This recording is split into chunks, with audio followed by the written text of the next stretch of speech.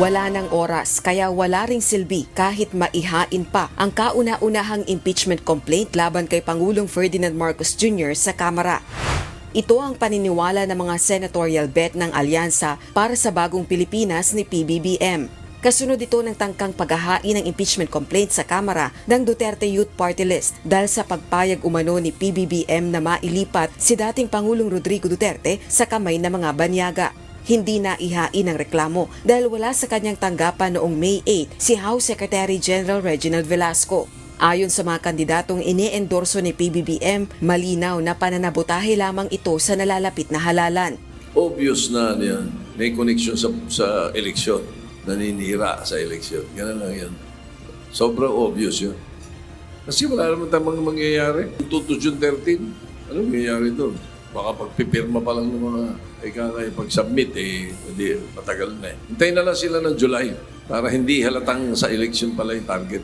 Sina dating Senador Ping Lacson at ACT-CIS Party List Representative Erwin Tulfo, kwene-question naman ang basihan ng naturang impeachment complaint laban kay PBBM.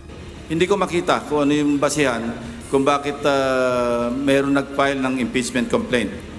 I'm not defending the president, pero yung the act itself na mag-file ng impeachment complaint na walang basihan, kita mo yung kung ano yung motive. Siyempre, politika. Karapatan ng lahat na paring mag-file ng impeachment complaint. Ang tanong lamang dyan, may basis ba?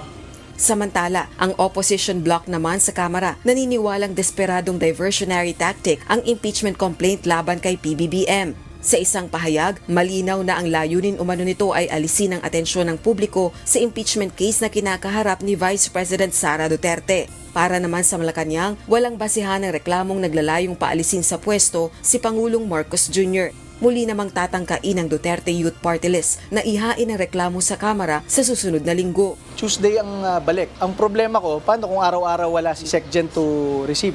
Gayunman, sa June 2 pa magre-resume ang sesyon ng Kongreso. Rosalie Coz, UNTV News and Rescue. Diyos ang aming sandigan, serbisyo publiko ang aming pinahahalagahan.